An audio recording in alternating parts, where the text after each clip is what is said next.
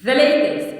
Thank you for your love and support. Those who are sending me super thanks, I say thank you. The last bomb of Ecowas has sent a shockwave across Africa and beyond. According to the president of Senegal, Bassirou Diomaye Faye, nobody within the West African sub-region is allowed to enter into the territory of Senegal without the Ecowas passport or Ecowas card.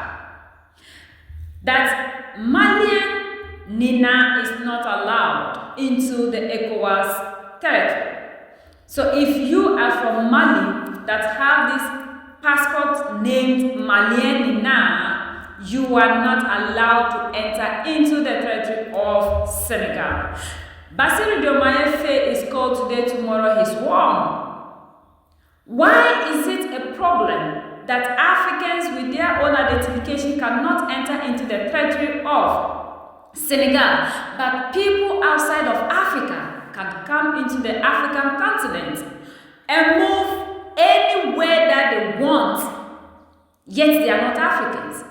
Why is Bassirou Diomaye Faye having a problem with Malians or the Burkinabés or the Nigerians having a passport or identification which is outside of Ecowas? Yet this same implementation or ban can never be put on the oppressor. The Westerners come into Africa and they move across Africa the way they want, in and out, without any restrictions. Yet we keep imposing restrictions on ourselves that we cannot move or trade among ourselves. This is amazing and wonderful. This is the kind of Senegal that Bassirou Diomaye promised us. No wonder he can't be trusted. What is wrong with the African leader? Why are they always doing this to the African? So that's the latest around the world. In Africa, West Africa, and in Senegal. For decades, West Africa has been a region striving for closer integration under the Economic Community of West African States, Ecowas. One of its core principles is the free movement of people across borders, allowing citizens to travel visa-free using simplified documentation. The Nina card, short for Numéro d'Identification National, was Mali's answer to this regional aspiration. It has served as an essential identification document, particularly for those crossing into neighboring countries like Senegal. But now, all of that has changed. Last week, Senegal announced that it would no longer recognize the NINA card as a valid travel document. Instead, only two forms of identification are now accepted: the Ecowas biometric card and the Ecowas passport. For thousands of Malians who rely on the Nina card for work, education and family visits, this decision has created significant challenges. Border crossings that were once straightforward have turned into hurdles, leaving many stranded and frustrated. Imagine being a trader who crosses the border weekly to sell goods, a student eager to start classes in Senegal, or a father planning to visit his children. Suddenly you're told your Nina card isn't enough, and you need either a biometric card or a passport, both of which require additional time, money, and access to administrative offices that many rural Malians lack. This is the harsh reality now facing many Malian citizens. Take the story of Lassina Dao, an international driver working for Benso Transport. Recently, 11 of his passengers were turned back at the Mali-Senegal border because they didn't have the newly required documents. For transport companies like his, the situation is more than an inconvenience, it's a financial strain. Passengers without proper documentation are being sent back, leading to delays, cancellations, and losses for transport operators. According to one transporter, at Senegalese borders, passengers without biometric cards are being forced to return. This has created chaos for travelers and companies alike. The Nina card, previously a symbol of convenience and accessibility, has become a roadblock for many. Its rejection has turned everyday activities into logistical nightmares, forcing people to navigate bureaucratic hurdles that were once unnecessary. Senegalese authorities have justified their decision by citing concerns over document standardization and security. They argue that the Nina card lacks the advanced security features of the Ecowas biometric card and passport, which adhere to stricter international standards. For Senegal, Maintaining border integrity and preventing misuse are non-negotiable priorities. But is this truly about security? Or is there more beneath the surface?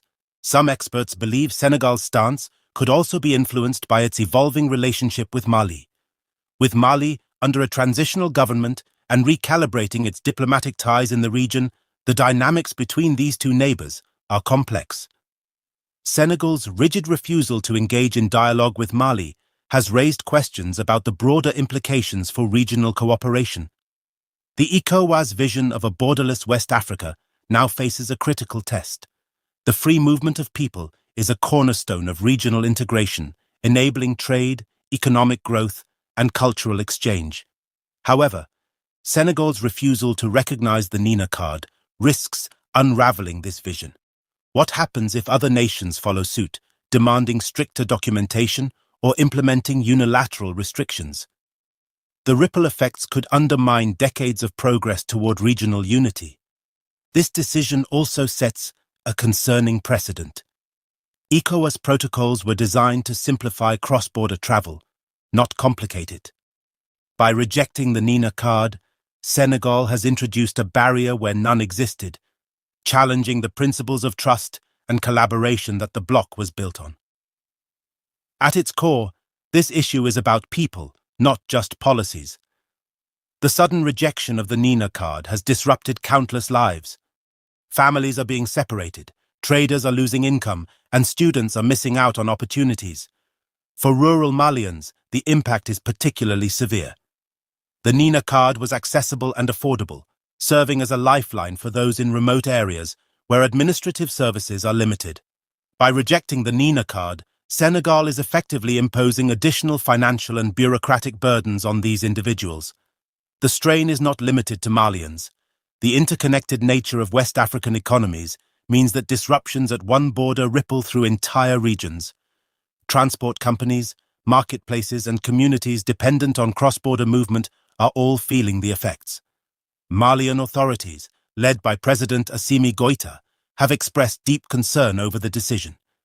Efforts to negotiate a transitional arrangement, where the Nina card could continue to be recognized temporarily, have so far been met with categorical refusal from Senegal. This lack of compromise has left Malians feeling frustrated and disrespected.